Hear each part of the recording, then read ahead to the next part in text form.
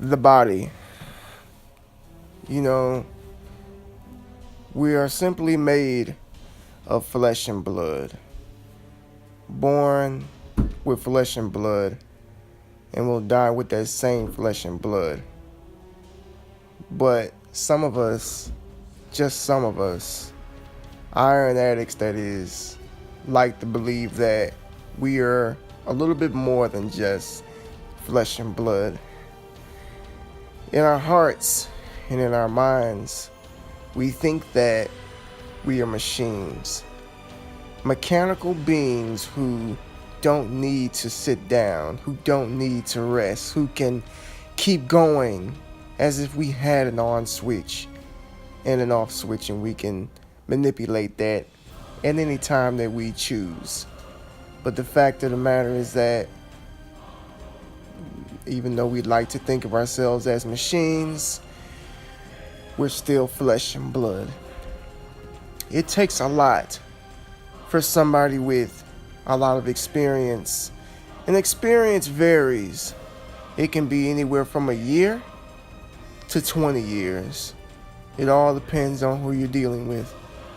But it takes a lot out of a person with experience to walk through the doors of that gym and not give it their all, and not give 100%, to intentionally hold back.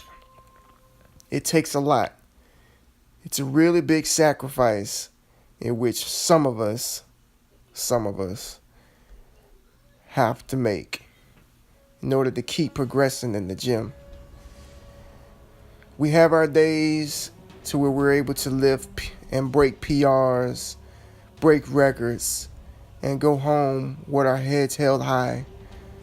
And then we have those days that we enter the gym and those PRs in which we were breaking in the past couple of months end up seeming impossible.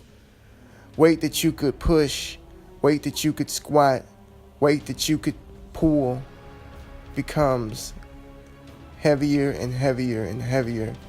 And for some reason, we just can't fathom why. I was able to pull this and get this last week. Now I can't even touch it. I was able to squat this for 10 last week. Now I can't even get 2. What is going on? Well, let me just go ahead and tell you straight up. From a man who's had 15 years of experience of exercise, I've been through anything that you can think of. I've done it. Anything that you can think of. And I'm telling you now that the body can only handle so much punishment. It's awesome that you're so persistent. It's awesome that you're so dedicated to your training and that you eat, sleep, and breathe bodybuilding just like I do. I believe it's incredible because it's such a small ratio of people in this world who can do what we do. We are the minority. We are the few. But you have to take a minute and understand that you are flesh and blood, and that we can't do the impossible, and that we can't pretend as if we were invincible. We have to take a step back sometimes. Sometimes you have to take one step back to take 10 steps forward. You can't just walk straight, because life in general is not a straight streak. There are curves, there are dead ends, there are different pathways in which we have to continue to go to get to our destination. And bodybuilding and training is no different.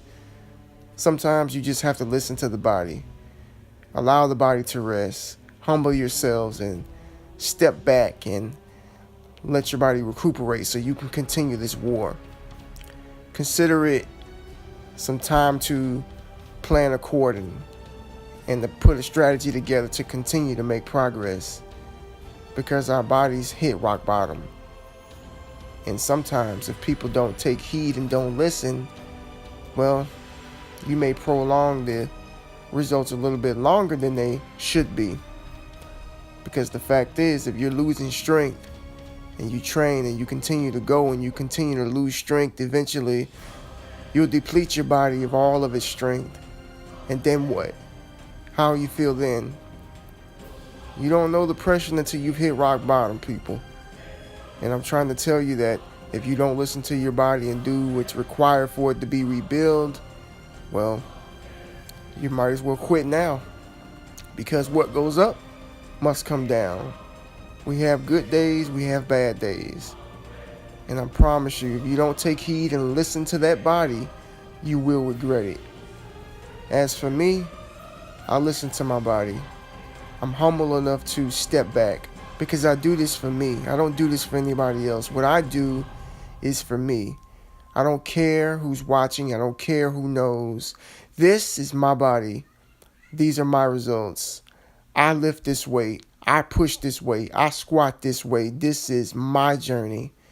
And I'll do whatever I have to do and take the precautions, the proper precautions, to ensure that this journey never comes to an end.